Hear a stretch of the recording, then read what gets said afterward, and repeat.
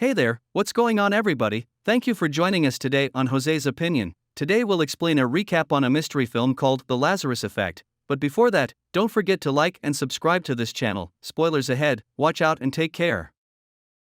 This story is based on the Lazarus phenomenon, also known as the Lazarus syndrome, which is a delayed return of spontaneous circulation after CPR occurs. In other words, after cardiac arrest, dead patients experience an unexpected return of cardiac activity. According to the New Testament of the Bible, the syndrome is named after Lazarus of Bethany, who was brought back to life by Jesus Christ 4 days after his death.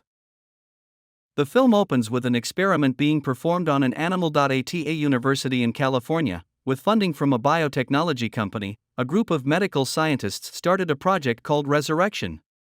In the experiment, they will inject the resurrection serum into the brain of the newly deceased animal, and then stimulate the nerve response to work again through electric shock stimulation to reach the purpose of coming back from the dead.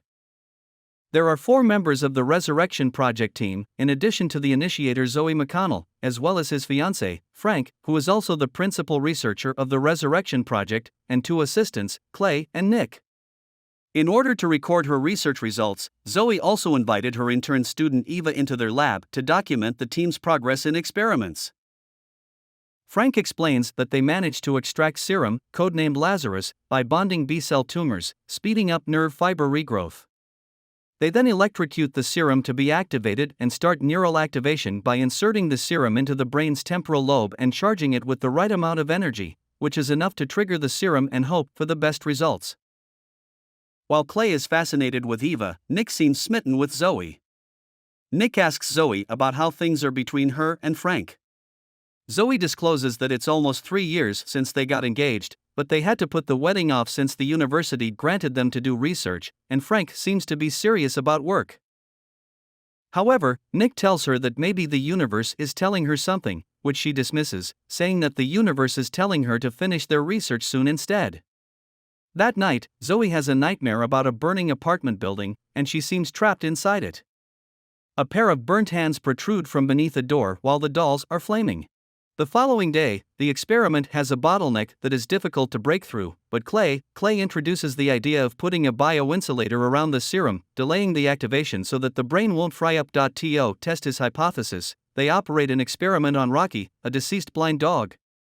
They inject the serum into the test subject, but nothing appears to happen at first. They then adjust to a higher voltage, still nothing. However, Eva notices that Rocky twitches his ears upon watching through her camera. Then suddenly Rocky begins to bark and move around. Zoe also notices that its cataract is gone. Frank warns everyone not to disclose anything outside the lab. Meanwhile, they then celebrate their success with a bottle of champagne. Although the experiment seems to be successes, Rocky acts strangely thereafter. He attacks Clay one night in the lab and when at home with Zoe, walks into her room, climbs up on the bed with her and watches her while she sleeps. This is when they begin to get concerned about what it is that they have stumbled upon. The dog is placed in an MRI machine and they see that his brain displays a lot of abnormal activity. For one, the serum has not dispersed as they expected but is still in his brain and that the dog could be a danger to humans. The following day, the dean of the university where they are doing these experiments learns about the different angle that their tests have taken them, from keeping patients from becoming brain dead to resurrecting the deceased, and angrily cancels the program along with their funding. Frank and Zoe are disappointed but have no choice. Soon after that, a pharma company learns about this. The shareholders show up at the lab and seize all the team's equipment and research database.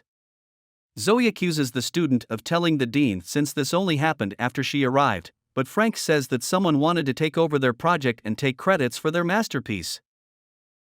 However, they feel it necessary to film themselves doing the experiment on an animal one more time and sneak into the laboratory of the pharma company at night. After setting up everything, Eva starts filming. Zoe throws the main power switch and gets electrocuted, presumably because she forgot to remove her metal ring or perhaps due to a faulty connection. The group panics and Frank takes the controversial decision to use the serum to revive her or else they will all be facing a murder charge. Nick gives Frank an adrenaline needle, which Frank injects into Zoe's chest, but she doesn't respond. Clay brings the defibrillators over, but they don't work either. While everyone is away and mourning, Frank, unwilling to let her go, places Zoe's body on the experiment table. Clay, Nick, and Eva argue that this is unethical upon knowing that Frank will inject the serum on her. Frank tells everyone that he will accept whatever consequences await him. A little while later, Frank injects the serum into Zoe while Nick takes charge of the voltage dosage. Nick then notices that the security guard is no longer in his station and is currently approaching them. They immediately turn off the lights and stay hidden until he leaves. Then suddenly, the team sees Zoe sitting up on the table, but it is apparent that this is not the same Zoe. She can read their minds, move things around at will, and her skin begins to change in color and texture. Zoe initially tells Frank that something is wrong with her and that something is happening to her which she cannot explain. Frank tries to comfort her and say that she would obviously be traumatized after her experience.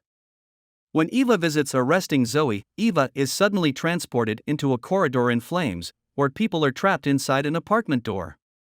She sees a small girl, a young version of Zoe, standing at one end of this corridor. She awakens, terrifies, and tells Frank, Clay, and Nick about it. Frank is disbelieving, but then disturbed as he realizes that this was the same dream that Zoe would have as a kid and has tormented her since. Zoe is left alone in her room. While sleeping, she speaks prayers as she's having a nightmare again. However, she stops praying and grabs her necklace and slowly floats from the couch. She wakes up all of a sudden with her eyes going hellishly black. While Clay takes care of Eva's burn, Nick works on his computer alone in a room when Zoe suddenly startles him. She begs him to help her figure out what's wrong with her, and she uses a kiss to try to manipulate him. He rejects it because he knows it is not appropriate. Zoe appears upset about something from the past. She says she spent her whole life trying to make up for one mistake, only to end up in hell. While still feeling scared and confused, Nick tries to comfort Zoe, but her eyes go all black again, and the lights dim, and she vanishes. A supernatural force drags Nick inside a massive metal cabinet, trying to escape from it. Zoe then reappears and telekinetically crushes the container, killing Nick inside with blood flowing through it. Meanwhile, Frank, Eva, and Clay return inquiring about Nick's whereabouts while Zoe is still playing ignorant of what is happening. Clay yells at Zoe to tell them where Nick is, but Zoe uses her supernatural abilities to choke Clay with his e-cigarette. While struggling, Clay discovers that it is Zoe's fault as she winks and smiles at him. Frank and Eva make a last-minute effort to save Clay, but it's too late. When they dig the e-cig out of his mouth, they realize Zoe is at fault. They turn around and look at Zoe, and she's staring blankly at them with no remorse. The lights turn off, and Zoe vanishes once more. When the lights turn on, they see Zoe summoning the equipment into the air and throwing them into Frank and Eva. A little while later, the two realize something is seriously wrong and attempt to hinder Zoe with a syringe. Frank advises the student to inject the needle no matter what happens. He heads out and discovers Zoe sobbing in the hallway. Frank approaches her, telling her that she's still the Zoe he adores. However, she can read his mind and deduces that he doesn't believe she's the same. Zoe grabs his head and squeezes it until his neck snaps. The lights keep going out, only Eva remains, and she tries to finish the job when the burning corridor scene repeats itself. She realizes that the young girl is Zoe and that it was that girl who started the fire, and still bears the guilt of that. To try and persuade the girl to let go of her guilt, Eva tells her to open the door, even as Zoe, who has injected a lot more serum in her, is approaching them menacingly. Evan injects Zoe, who apologizes before dying. We hear sirens as ambulance men rush in. But a close-up that shows one of them to be Zoe, who snaps Eva's neck. Eventually, in the dimly lit lab, the bodies of the team members were laid out, and Zoe injected her own blood into Frank's brain as a possession serum. With her call, Frank is forced to return from death and being revived in the same manner that she was. That's the end of the story. Please turn on notifications and leave a like, it really helps the channel out. Thank you for watching.